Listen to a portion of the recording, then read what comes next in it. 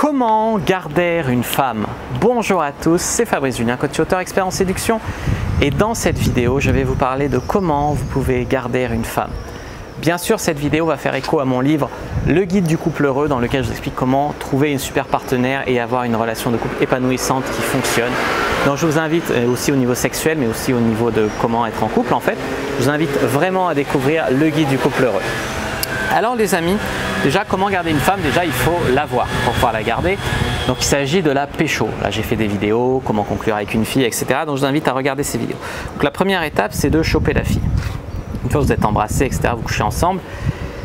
Un truc qui marche très bien pour moi et qui fait que beaucoup de femmes, souvent elles veulent me revoir ou elles veulent même se mettre en couple avec moi rapidement, c'est d'être le meilleur coup de leur vie, leur donner des gros orgasmes, etc. Parce qu'avec l'ocytocine, ça déclenche des hormones d'attachement, notamment peut-être même l'amour.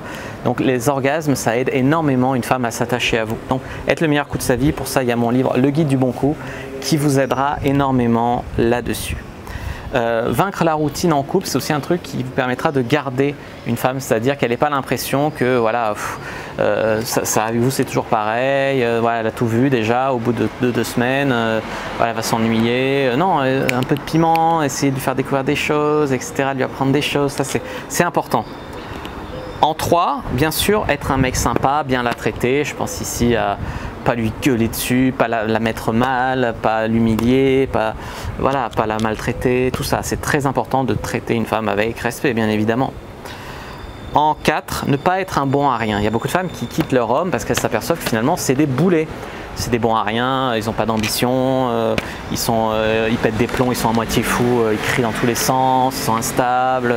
Voilà, essayez de travailler sur une certaine sérénité et également sur le fait de ne pas être un bon à rien. Par exemple, sur votre business, sur votre carrière, ayez de l'ambition.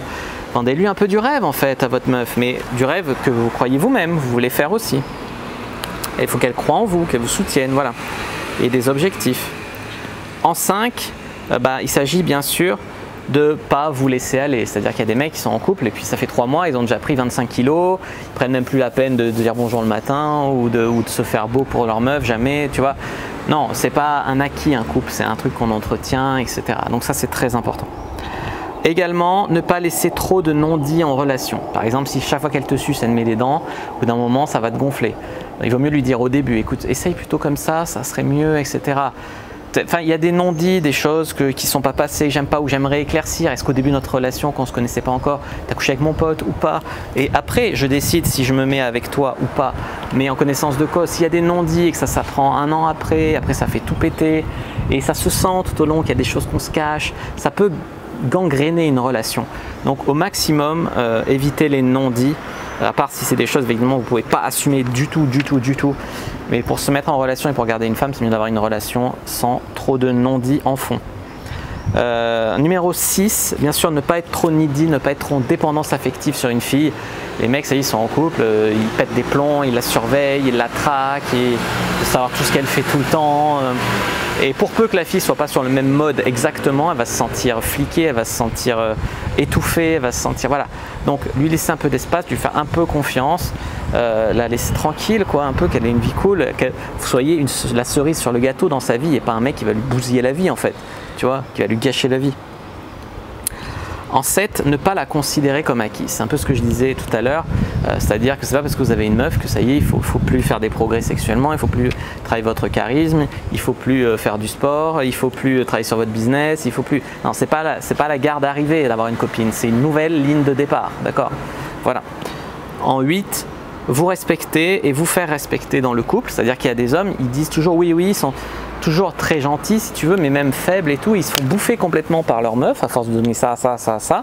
Ils se laissent mal parler, ils se laissent manipuler, ils donnent tout, voilà. Après, ils se barrent avec les gosses et tout parce qu'elle n'a plus de respect pour eux. Donc à la limite, une femme vous aimera des fois plus si vous arrivez à lui poser des limites. Quand c'est nécessaire, hein. Il ne s'agit pas de faire ça sans raison, juste pour s'amuser, non. Mais quand c'est nécessaire, ça peut être bien d'apprendre à vous faire respecter. Mais pour savoir se faire respecter tranquille, hein, dans le respect, eh ben, il faut savoir donc poser un cadre, poser des limites, mais il faut savoir aussi se respecter soi-même. Si déjà tu ne te respectes pas toi-même, les autres peuvent te maltraiter, il n'y a pas de problème, puisque déjà toi-même tu ne te respectes pas, tu vois. Donc apprenez aussi à vous respecter. Dire, est-ce que c'est normal que ma copine me parle comme ça? Est-ce que c'est normal que ça? Est-ce que, je sais pas moi, Est-ce que c'est normal que je paye pour tout, le logement, les factures, machin, qu'elle paye pour rien et qu'elle vit chez moi et que plus ça me parle mal, qu'elle fasse rien, voilà, est-ce que c'est normal? Voilà, donc ça c'est important. Et la femme va sentir ce côté homme qui se respecte, qui se fait respecter, et ça va poser un cadre sur la relation qui vous aidera à la garder. Il y a des hommes, ils s'écrasent trop et tout parce qu'ils pensent que s'il la contrarie, elle va partir. Elle vous respectera d'autant plus. Voilà, à part si vraiment elle veut une serpillière et tout ça, mais vous n'avez pas envie d'être avec une femme qui est avec vous pour être avec une serpillière et pour faire n'importe quoi, tu vois. En 9, apprenez à être heureux tout seul. Voilà, en fait, ce que je veux dire ici, c'est comme tout à l'heure, pas être en dépendance affective, avoir besoin d'elle pour être hyper heureux, etc. Évidemment, vous êtes amoureux et tout, donc elle vous rend heureux. Mais apprenez, voilà, ayez vos amis, faites du sport, soyez occupés, ayez de l'ambition, ayez des projets, faites des trucs un petit peu tout seul. Une des choses qui est le plus courant en couple, c'est les mecs qui se coupent de leurs amis, de leurs potes, de tout, parce qu'ils sont avec leurs copines. Ça, ils croient que c'est arrivé. Déjà, c'est pas parce que c'est arrivé qu'il faut pas voir vos potes et tout, ça vous donne aussi une vue d'extérieur de votre couple et tout ça. Non, c'est quand même savoir faire aussi voir vos amis d'avant, etc. C'est quand même très important. Donc d'apprendre à être heureux tout seul, à faire des sorties, à faire du sport, enfin voilà, et être bien avec elle en plus. Mais si tu as besoin d'elle pour avoir... Non, là ça va pas marcher, ça va être de la dépendance affective. En 10, effectivement, il s'agit de créer une complicité, lui faire découvrir des choses, comme je disais, lui apprendre des choses, avoir des habitudes ensemble. Si, par exemple, tous les vendredis soirs, vous allez au sport ensemble à la salle et que vous commandez un repas, un resto, un burger, un truc, c'est votre cheat meal ensemble devant je sais pas, un vieux film français et ça crée une habitude et ça crée des liens et c'est super fort. Adopter un petit chat ensemble et tout. Mais après, il ne s'agit pas quand vous vous séparez de l'abandonner. Mais voilà, si ça ne marche pas, vous le gardez, bien sûr. Mais tout ça, ça peut vous aider à garder une femme. Qu'est-ce que je voulais vous dire? Avoir des projets, des agendas communs, faire des ponts vers l'avenir, ça va vous aider à garder une femme. Si elle veut des enfants plus tard ou déménager dans un autre pays plus tard, si aussi vous avez ce projet en commun et à peu près dans les mêmes temps, c'est-à-dire qu'elle c'est dans 6 mois, vous aussi, c'est pas si vous c'est dans 30 ans et elle dans 6 mois, vous avez le même projet mais pas le même agenda. Là, vous avez le même projet et le même agenda à peu près commun. Vous pouvez faire des projets ensemble, vous pouvez faire des ponts vers l'avenir, c'est-à-dire lui dire « Ah, mais quand on sera là-bas, on sera bien, imagine, nanana, nanana, dans un an, on sera là-bas, dans un an, on sera riche, dans un an, on sera… » Ça la projette dans l'avenir, un avenir agréable et heureux avec vous qui répond à ses objectifs. Ça vous aidera à la garder. Parce que si elle ne voit vraiment pas où vous allez ensemble, ça peut être difficile de la garder même s'il y a une passion, etc.